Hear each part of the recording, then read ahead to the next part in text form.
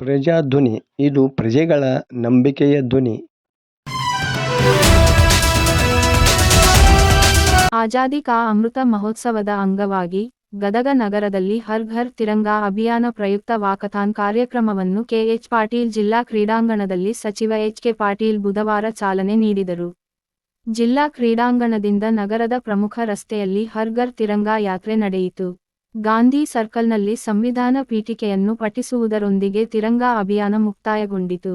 ಕಾರ್ಯಕ್ರಮದಲ್ಲಿ ಜಿಲ್ಲಾಧಿಕಾರಿ ಗೋವಿಂದರೆಡ್ಡಿ, ಎಸ್ಪಿ.ಬಿ.ಎಸ್. ನೇಮಗೌಡ, ಜಿಲ್ಲಾ ಪಂಚಾಯಿತಿ ಸಿಒ ಭರತ್ ಸೇರಿದಂತೆ ನೂರಾರು ವಿದ್ಯಾರ್ಥಿಗಳು ಭಾಗಿಯಾಗಿದ್ದರು. ವರದಿ ನಾಗರಾಜ ಹಣಗಿ, ಪ್ರಜಾಧ್ವನಿ, ಲಕ್ಷ್ಮೇಶ್ವರ.